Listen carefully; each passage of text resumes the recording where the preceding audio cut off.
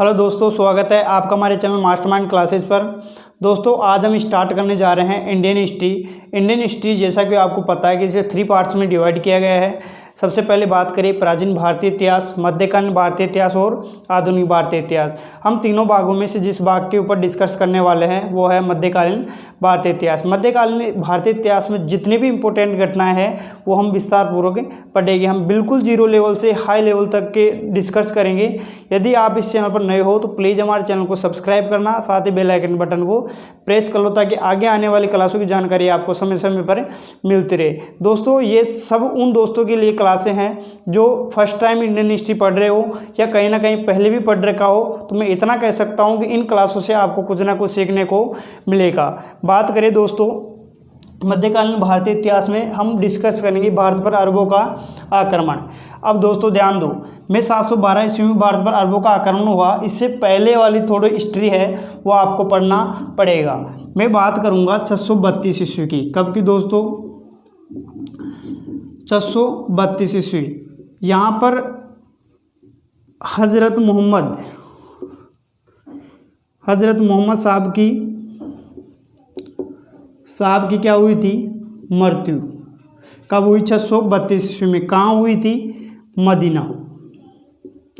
यहाँ से important question क्या बन सकता है तो दोस्तों ध्यान देना, 632 ईस्वी में हज़रत मोहम्मद साहब की मृत्यु हुई। कहाँ? मदीना में। 632 ईस्वी के बाद यहाँ पर मुसलमानों का परचम थोड़ा लहराने लगा और मुस्लिमों में एक 636 ईस्वी में नए पद का सृजन हुआ जिसका नाम है खलीफा। ये मुसलमानों में सर्वोच्च पद हुआ करता था। क्या है? खलीफा।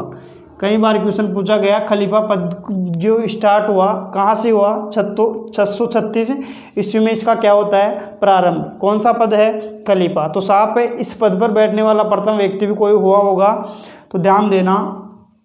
प्रथम व्यक्ति बात करूं तो उमर खलीफा। क्या नाम है?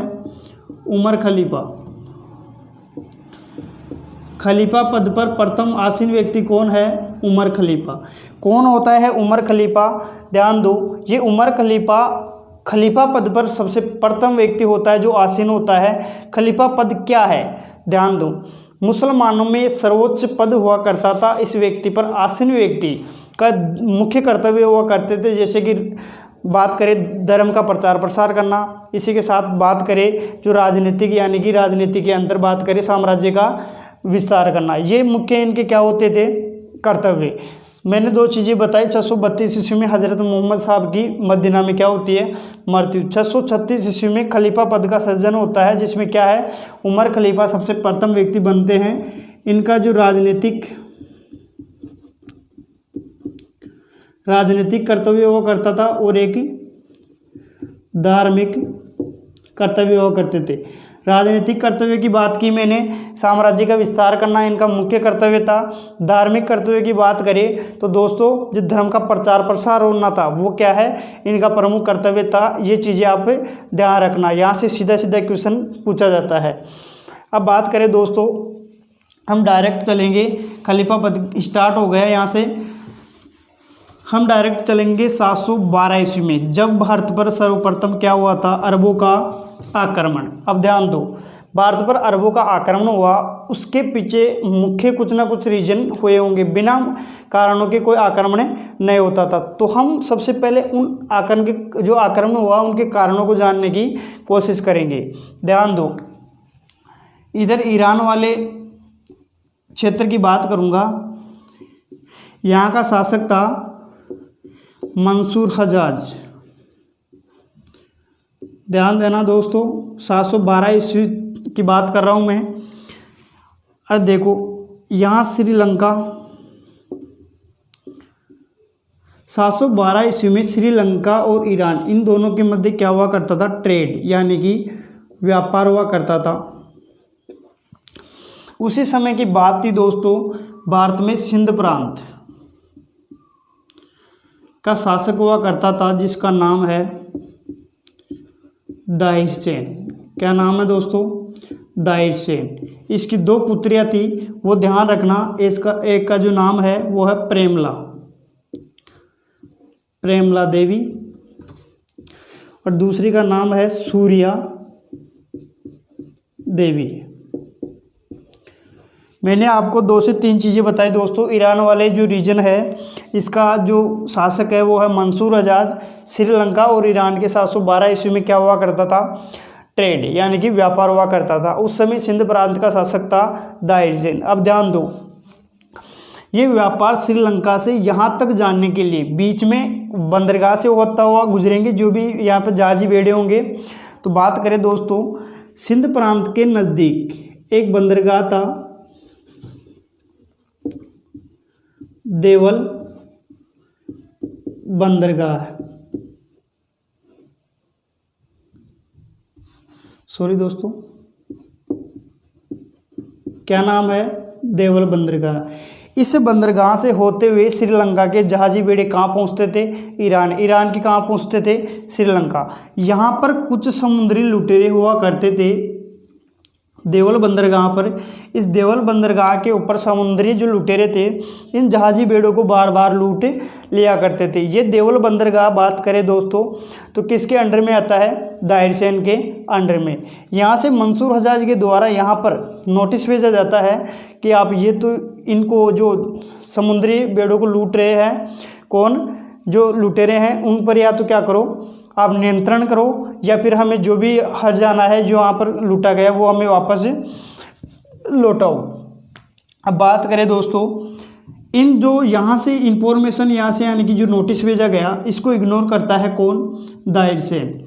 इस समस्या से परेशान होकर मंसूर हज्जाज, ध्यान दो काफ़ी इम्पोर्टेंट नाम है, केवल 17 वर्ष का लड़का था जिसका नाम है मोहम्मद बिन कासिम। मोहम्मद बिन कासिम इसके नेतृत्व में सेना तैयार करता है और आक्रमण करता है सिंध प्रांत के ऊपर। कब, 712 ईस्वी में। अब समझने की कोशिश करना, मोहम्मद बिन कासिम जो कि 17 वर्ष का है, इसके नेतृत्व में मंसूर हज्जाज कहाँ सेना भेज रहा है, सिंध प्रांत पर। क्यों भेज रहा है, क्योंकि जो इसका जो शर्त है इससे मानने के लिए वो हो रहा है कि यहाँ पर जो भी समुद्री लुटेरे हैं उन पर आप नियंत्रण करो। लेकिन ये दाहिर सेन क्या करता है, नियंत्रण नहीं करता है, इसे मजबूरन सेना भेजनी पड़ी। तो मोहम्मद बिन कासिम 712 ईस्वी में सर्वप्रथम कहाँ आक्रमण करता है, उसी बंदरगाह पर जहाँ पर बार बार समुद्री बेड़े लूटे, समुद्री जो लुटेरे हैं उनको द्वारा जो लूटा जाता था सामान, इसी बंदरगाह पर क्या किया गया, आक्रमण। यहाँ पर ध्यान देना, जो देवल बंदरगाह है ये नियंत्रण में आता था दाहिर सेन के नेफ्यू यानी कि भतीजे, जिसके नियंत्रण में आता था उस नेफ्यू को ये क्या करता है, दाहिर सेन के नेफ्यू को हरा देता है और यहाँ से आगे इससे जीतते हुए, किसे, देवल बंदरगाह को जीतते हुए पहुँचा रावर के मैदानों में। कहाँ दोस्तों, रावर के मैदानों में। इन रावर के मैदानों में ध्यान देना,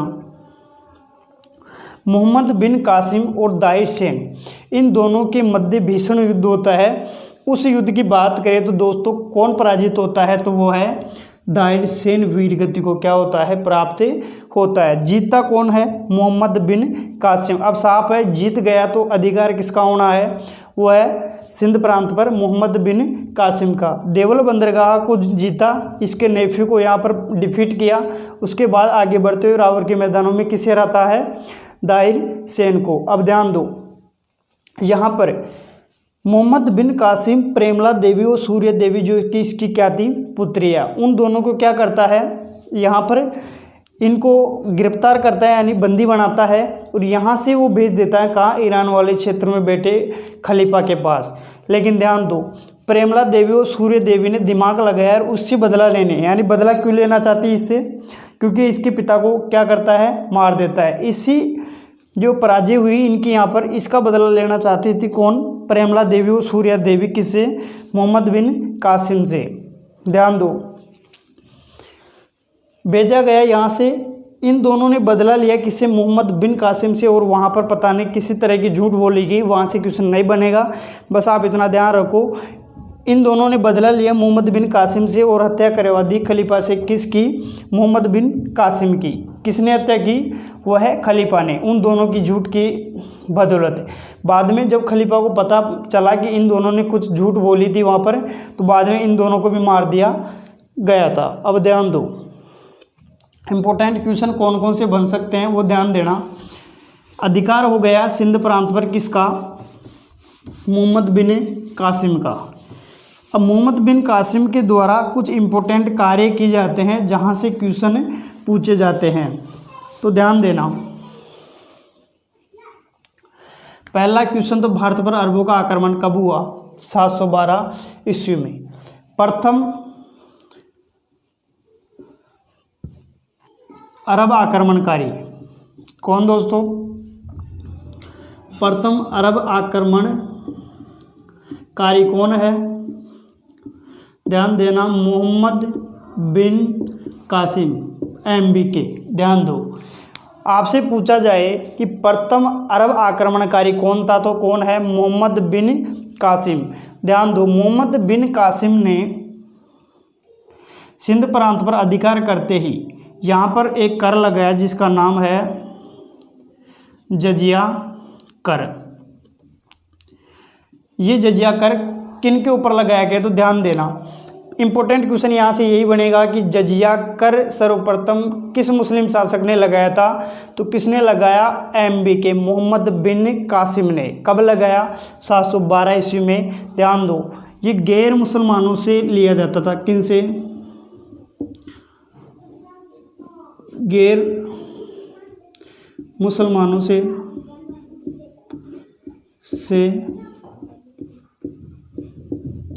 लिया जाता था, ध्यान रखना। अब मैं यहाँ पर जो समझाना चाह रहा हूँ वो समझना। इसने जजिया कर लगाया गैर मुसलमानों पर, यहाँ इनकी सुरक्षा की जाती थी, उनके एवज में यहाँ पर कर लिया जाता था। लेकिन ध्यान दो, इसने ब्राह्मणों पर कर नहीं लगाया था। ब्राह्मणों पर कर लगाएगा तुगलक वंश के शासक फिरोज शाह तुगलक। ध्यान रखना, ये केवल जजिया कर स्टार्ट करता है, ब्राह्मणों पर जो जजिया कर लगाएगा वो आगे लगाएगा, वो हम डिस्कस करेंगे आगे की क्लासों में। फिलहाल आप ये ध्यान रखो, जजिया कर भारत में सर्वप्रथम किसने लगाया? मोहम्मद बिन कासिम ने। ध्यान दो, अब अरबों की कुछ इंपॉर्टेंट देन है वो ध्यान रखना। सर्वप्रथम अरबों की देन यहाँ लिख देता हूँ मैं। अरबों की देन क्या है दोस्तों? अरबों की देन, प्रथम बात करें खजूर की खेती का प्रचलन। खजूर की खेती का प्रचलन शुरू किया किन्होंने शुरू किया? अरबों ने। बात करें ऊंट पालने की प्रथा, क्या दोस्तों? ऊंट पालने की प्रथा की शुरुआत की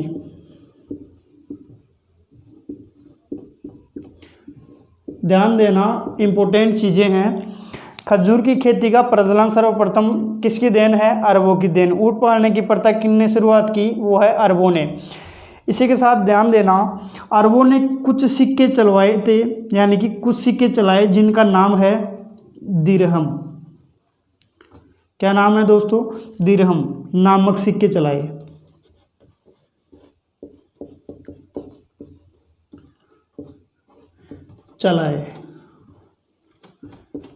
दोस्तों मैंने बहुत ही इंपॉर्टेंट क्वेश्चन आपके साथ डिस्कस किया। अरबों का आक्रमण भारत में सर्वप्रथम 712 ईस्वी में हुआ। जो अरबों का जो अटैक हुआ वह सर्वप्रथम किसके द्वारा किया गया? मोहम्मद बिन कासिम के द्वारा। इसने जजिया कर लगाया, गैर मुसलमानों से लिया जाता था। ध्यान देना, अरबों की देन की मैंने बात की, खजूर की खेती का प्रचलन किया, ऊंट पालने की प्रथा स्टार्ट की, दिरहम नामक इन्होंने क्या चलाए? सिक्का। यानी कि हम ये कह सकते हैं कि जो भी अरबों का आक्रमण है उनसे जितने इंपॉर्टेंट क्वेश्चन बन सकते हैं उनके बारे में मैं डिस्कस कर चुका हूँ। अब देखो, अब भारत पर आगे आक्रमण होगा वो है तुर्कों का आक्रमण। क्या दोस्तों हमने क्या पढ़ा है? अरबों का आक्रमण। इसके बाद भारत पर तुर्कों का आक्रमण हुआ। तुर्कों में जो आक्रमण हुआ किसके नेतृत्व में हुआ, उन सभी के बारे में हम डिस्कस करेंगे। ध्यान दो, भारत पर तुर्कों का आक्रमण काफ़ी इम्पोर्टेंट है दोस्तों। इन तुर्कों के आक्रमण को पढ़ने से पहले मैं आपको तुर्क साम्राज्य के बारे में बताना चाहता हूं, यानी कि जो तुर्कों का आक्रमण हुआ कहां से हुआ, किसके द्वारा किया गया, वो समझने की हम कोशिश करेंगे। ध्यान दो, तुर्की साम्राज्य, नाम सुना होगा, नहीं भी सुना है तो ध्यान देना। तुर्की साम्राज्य, इसे ही हम गजनी साम्राज्य भी बोल सकते हैं। क्या नाम है दोस्तों? गजनी साम्राज्य। अफगानिस्तान वाले रीजन की बात करूंगा मैं। कहाँ? अफगानिस्तान। ध्यान दो, अफगानिस्तान में तुर्की साम्राज्य की जो नींव रखता है उसका नाम है अलप्तगिन। कई बार एग्जाम में पूछा गया क्वेश्चन दोस्तों, ध्यान रखना।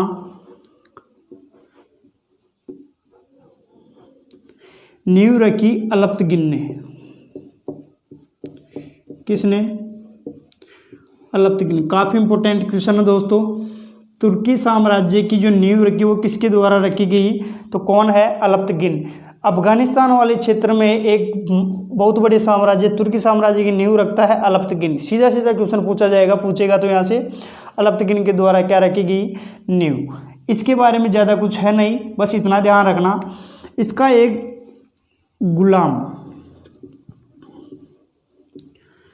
गुलाम था जिसका नाम है सुबुक्तगिन।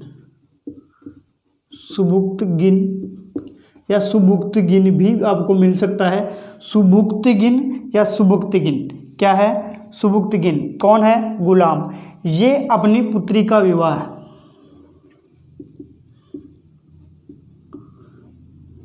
अपनी पुत्री का विवाह किससे करता है? सुबुक्तगिन से। ध्यान देना, अलप्तगिन अपनी पुत्री का विवाह सुबुक्तगिन से करता है, तो ये इसका क्या हुआ?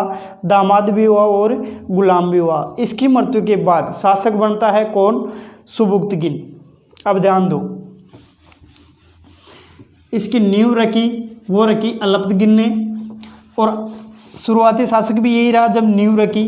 इसके बाद जो शासक बना सुबुक्तगिन लिख लो या सुबुक्तगिन, कुछ भी।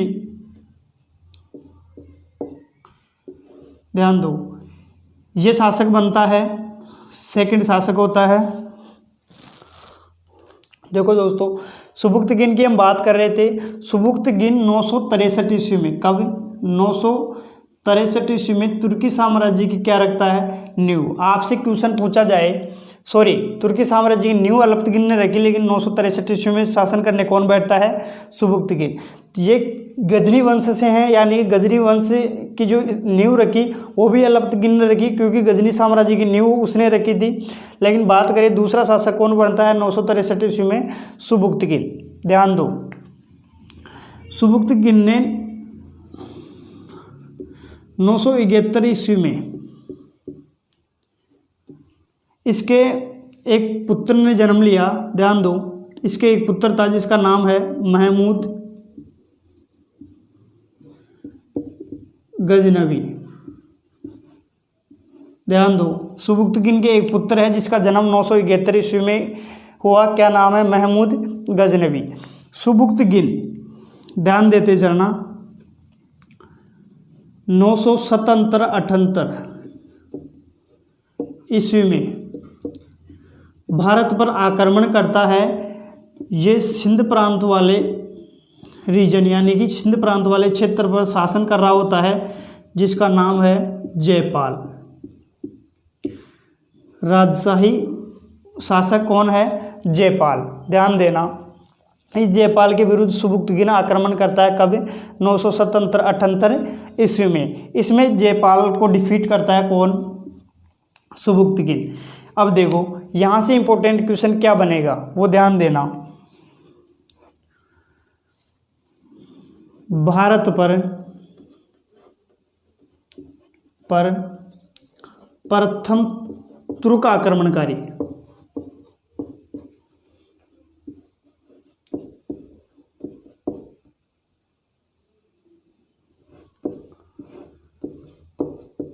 करने वाला मुस्लिम शासक क्या है दोस्तों? क्वेश्चन क्या पूछेगा यहाँ से? इंपॉर्टेंट क्वेश्चन क्या बन सकता है? सुबुक्तगिन 963 ईस्वी में तुर्की साम्राज्य की क्या बनता है? शासक। इसके एक पुत्र था जिसका नाम है महमूद गजनवी। 971 ईस्वी में इसका जन्म हुआ था। 977-78 ईस्वी में इसने सिंध प्रांत के लगभग शासक किसके ऊपर आक्रमण किया? जयपाल के विरुद्ध। इसमें मारा क्या गया, इसमें पराजित हुआ जयपाल। ध्यान दो, भारत पर प्रथम तुर्क आक्रमण करने वाला शासक या मुस्लिम शासक कौन है? वो है सुबुक्तगिन। ये जो महमूद गजनवी है, इसके शासनकाल में ध्यान रखना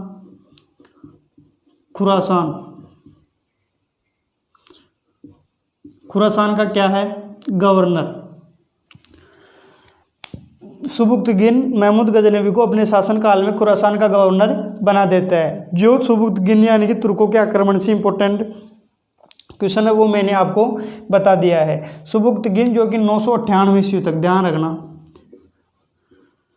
998 ईस्वी तक इसने शासन किया। 998 ईस्वी में इसकी मृत्यु के बाद महमूद गजनवी जो कि इसका पुत्र शासक बनता है। किसका? तुर्क साम्राज्य का। ये ध्यान रखना। अब हम बात करेंगे महमूद गजनवी के बारे में। तो मैंने अभी भी बताया कि किसका पुत्र है? यह है सुबुक्तगिन का। कौन है सुबुक्तगिन? ये प्रथम तुर्क आक्रमणकारी है जो भारत पर आक्रमण करता है। काफ़ी इंपॉर्टेंट क्वेश्चन बनेगा। महमूद गजनवी, ध्यान दो, तीसरा शासक बनता है तुर्क साम्राज्य का। अब ध्यान दो, महमूद गजनवी जन्म की बात करें तो 971 ईस्वी में हुआ। पिता के शासनकाल में मैंने बताया कि खुरासान का शासक हुआ करता था। ध्यान दो, ये भारत पर महमूद गजनवी भारत पर 17 बार आक्रमण करता है। काफ़ी इंपॉर्टेंट क्वेश्चन है। सीधा सीधा क्वेश्चन पूछा जाएगा कि महमूद गजनवी है उसने भारत पर कितनी बार आक्रमण किया था? तो ध्यान देना, कितनी बार आक्रमण किया? 17 बार। ये चीज़ आपको ध्यान रखना है। अब इसके आक्रमणों के बारे में हम पढ़ लेते हैं। हम पूरे आक्रमण नहीं पढ़ेंगे, लेकिन जो इम्पोर्टेंट आक्रमण है वो हम पढ़ेंगे। ध्यान देना। चलो दोस्तों, हम महमूद गजनवी के आक्रमणों के बारे में डिस्कस कर लेते हैं। महमूद गजनवी का ध्यान देना, सबसे पहला आक्रमण जो कि 1001 ईस्वी में हुआ, वो ध्यान दो, ये हिंदू शाही शासक जयपाल के विरुद्ध हुआ। वही सिंध वाले एरिया की बात थी। क्या? सिंध वाले रीजन की बात है जहाँ का शासक है जयपाल। क्या नाम है दोस्तों? जयपाल। इसके विरुद्ध महमूद गजनवी अपना प्रथम आक्रमण करता है। इसमें जयपाल परास्त होता है। ये ध्यान रखना, ये वही जयपाल है जिसके विरुद्ध इसके पिता सुबुक्तगिन ने आक्रमण किया था। वहाँ इसकी पराजय हुई, लेकिन इसकी मृत्यु नहीं हुई थी। ध्यान रखना। वापस महमूद गजनवी इसके विरुद्ध अपना प्रथम आक्रमण करता है। इसमें यह पराजित होता है। ध्यान देना, यहाँ पर इंपॉर्टेंट क्वेश्चन क्या बनेगा? एक तो ये बनेगा कि महमूद गजनवी का जो प्रथम आक्रमण है जो किसके विरुद्ध किया गया? तो किसके विरुद्ध? जयपाल के विरुद्ध। यहाँ से क्वेश्चन बनेगा, जयपाल जो प्रथम शासक था जिसने तुर्कों के बार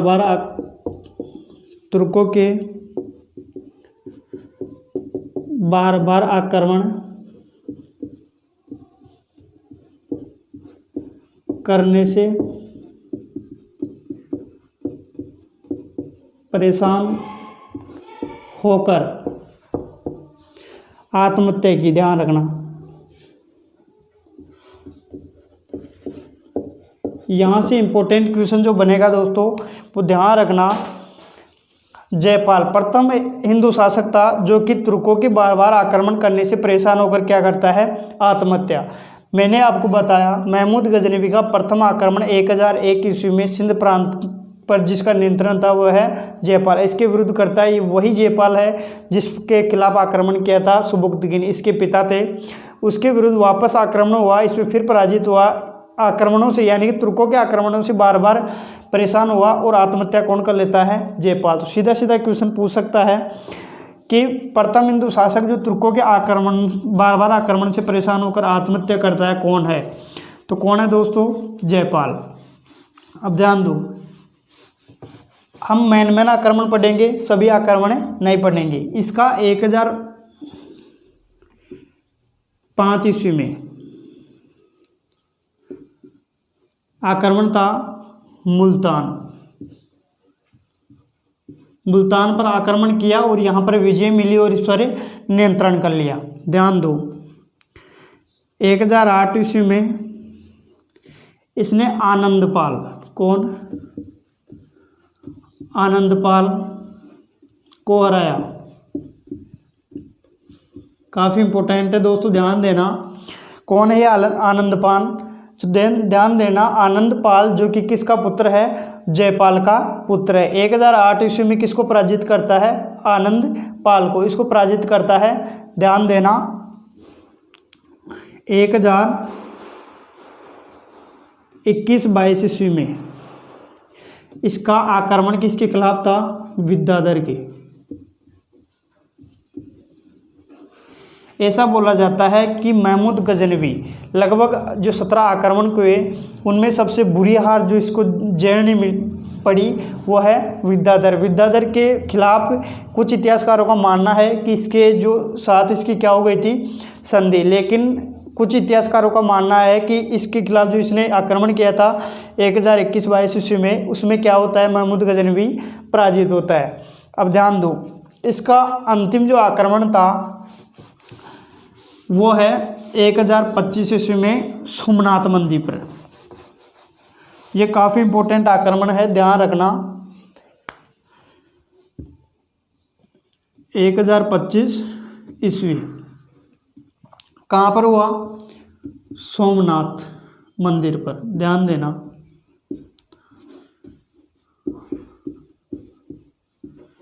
कहाँ है? गुजरात के सोमनाथ मंदिर पर आक्रमण करता है दोस्तों 1025 ईस्वी में। ध्यान देना, यहाँ गुजरात का शासक उस समय था भीमदेव या भीम प्रथम भी आप बोल सकते हो, भीम प्रथम। ध्यान देना, कहीं पर आपको मूलराज भी मिलेगा, लेकिन मूलराज भीमदेव के क्या थे? पिता। भीमदेव के खिलाफ सोमनाथ मंदिर पर आक्रमण करता है और इस मंदिर यहाँ पर ये पराजित होता है और इस मंदिर से क्या करता है? ये काफ़ी धन मिलता है। तो ध्यान देना, कई बार क्वेश्चन पूछ लिया जाता है कि महमूद गजनवी का सबसे महत्वपूर्ण आक्रमण कौन सा था? तो कौन है? 1025 ईस्वी में सोमनाथ मंदिर पर। इस सोमनाथ मंदिर से इसे काफ़ी धन प्राप्त हुआ था। ये काफ़ी इंपॉर्टेंट इसका आक्रमण था। इसी के साथ ध्यान देना, 1027 ईस्वी में इसका अंतिम आक्रमण था जाटों के विरुद्ध, सिंध के जाटों के विरुद्ध। ध्यान देना दोस्तों, 1025 ईस्वी में इसने गुजरात के सोमनाथ मंदिर पर आक्रमण किया और यहाँ से काफ़ी धन इसको मिला। यहाँ जिस समय इसका आक्रमण था उस समय यहाँ का शासक था भीमदेव या भीम प्रथम। ध्यान रखना, इसके बाद इसका अंतिम आक्रमण था, तभी यहाँ से सोना लूटकर वापस जा रहा था। उस समय क्या होता है दोस्तों? सिंध के जाटों के विरुद्ध उसका क्या होता है? अंतिम आक्रमण। कुछ इतिहासकारों का मानना है कि इसकी यहीं पर मृत्यु हो गई थी और कुछ इतिहासकारों का मानना है कि 1030 ईस्वी में क्या हुई थी? इसकी मृत्यु हुई। ध्यान दो दोस्तों, महमूद गजनवी से जितने भी जो आक्रमण हुए इंपॉर्टेंट क्वेश्चन बन सकते थे वो मैंने आपको बता दिए हैं। अब जो इसके टाइटल हुए, जैसे सुल्तान का टाइटल इसने सबसे पहले लिया। बात करें इसके जो शासनकाल में जो महत्वपूर्ण जो कवि थे उनके बारे में हम पढ़ेंगे नेक्स्ट क्लास में। धन्यवाद।